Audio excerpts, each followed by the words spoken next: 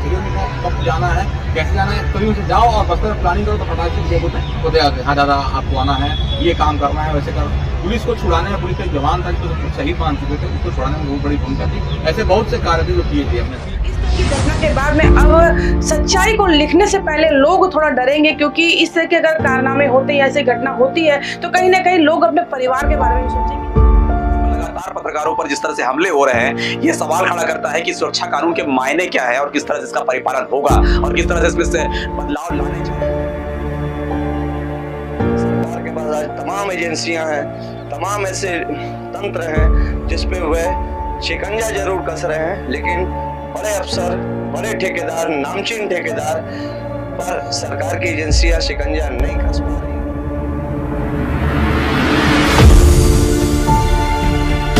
से भी हम मांग करते हैं कि जिस प्रकार से पत्रकार लगातार घोर नक्सल क्षेत्र में हो, चाहे शहरी बेल्ट में हो, चाहे अन्य क्षेत्रों में जिस प्रकार से काम करें, उनकी सुरक्षा के पुख्ता इंतजाम जो है सरकार को करने चाहिए, ताकि आने वाले दिनों में कोई युवा साथी मुकेश चंद्राकर पार्ट 2 ना बन पाए।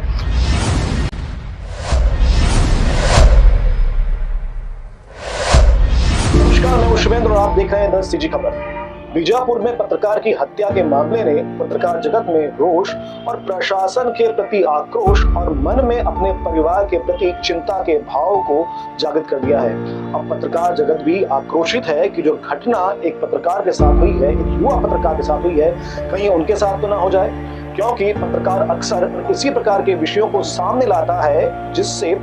लोग जागृत हो पाए, प्रशासन जगे और उन विषयों को ठीक कर पाए। पर ऐसा करना अब शायद पत्रकारों के लिए बहुत तकलीफदायक हो जाएगा, केवल उनके लिए व्यक्तिगत रूप से नहीं, उनके परिवार के लिए भी,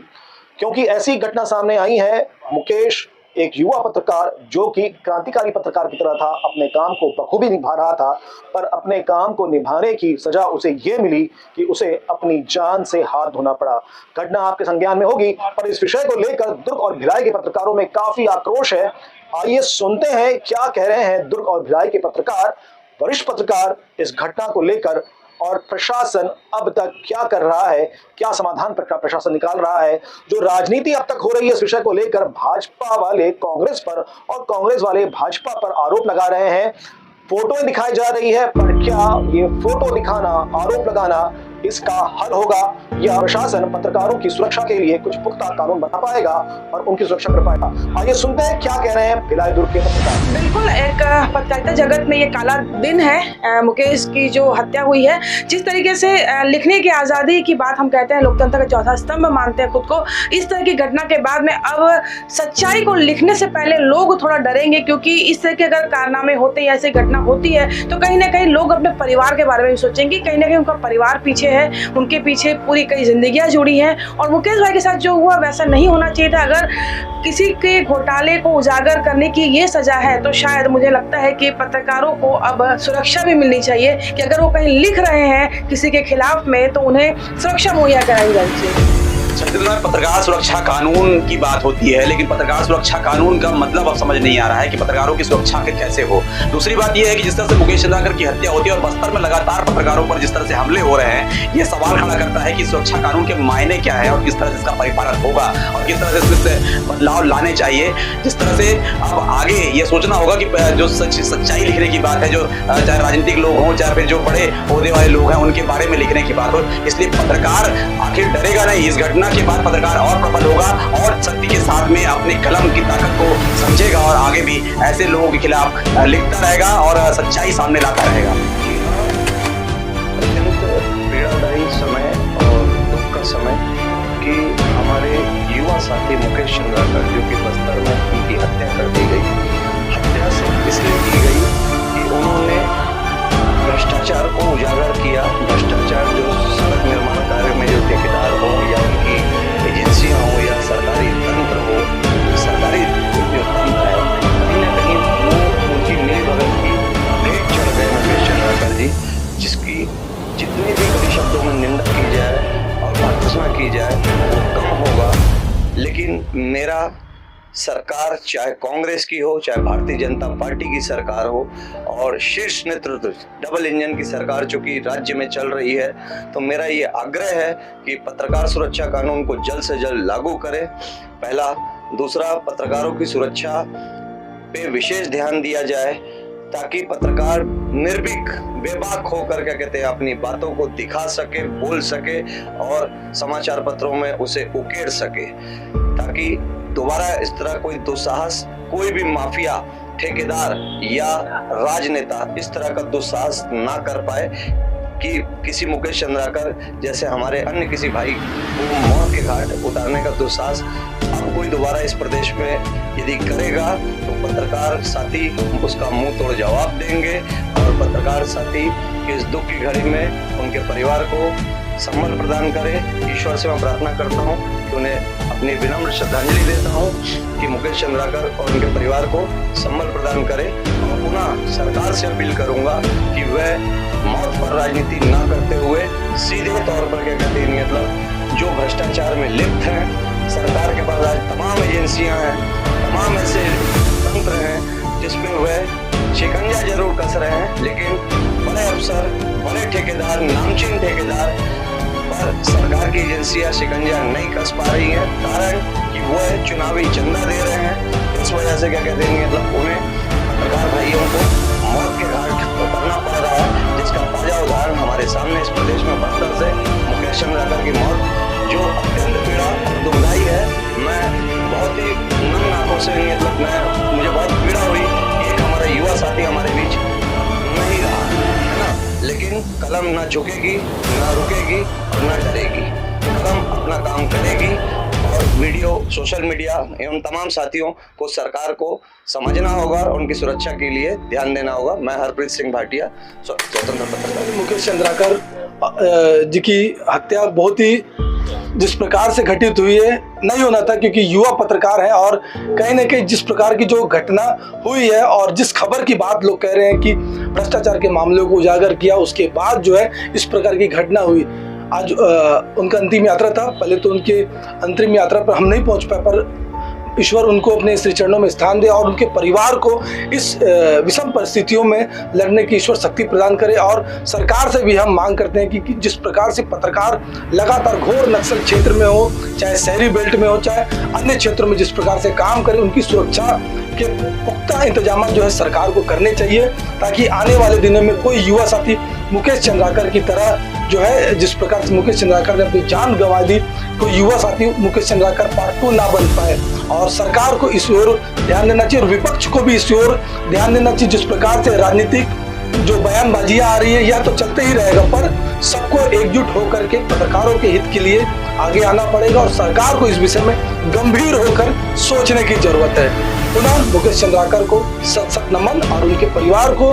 संबल प्रदान करे, ऐसी कामना हम ईश्वर से करते हैं। पत्रकारिता एक ऐसा पेशा है, जब भी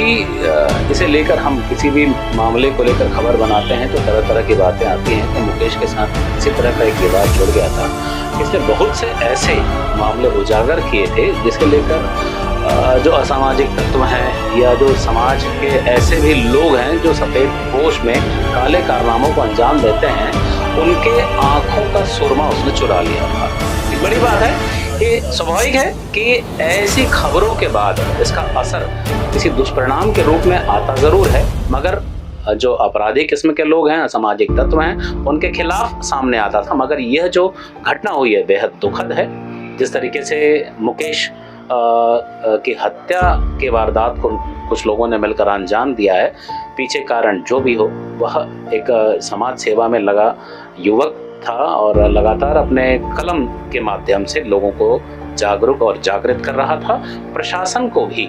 कहीं ना कहीं किसी न किसी रूप में नींद से जगाने और झकझोरने का काम वह कर रहा था। शायद इसी का यह दुष्परिणाम रहा कि उसकी हत्या कर दी गई और आज पूरा पत्रकार जगत उसे लेकर शोक मग्न है। छत्तीसगढ़ में कल का जो दिन था वो इतिहास में काफी काला दिन माना जाएगा पत्रकारों के लिए, क्योंकि हम में से ही एक भाई, एक युवा पत्रकार जिसका शव जो है बहुत ही बुरे कंडीशन में मिलता है, उसको देख कर जो है हम सबके मन में काफी दुख भी और रोष भी है, क्योंकि हम भी लगातार इस प्रकार के जो तथ्य और पहलुओं पर अक्सर आवाज उठाते रहते हैं और जिस प्रकार के साथ उसकी निर्मम हत्या की गई है, तो हम चाहते हैं कि उसके खिलाफ कड़ी से कड़ी कार्रवाई हो और ऐसी कार्रवाई हो कि जो एक इतिहास में दोबारा जो है किसी पत्रकार के साथ ऐसा ना हो। और जितनी भी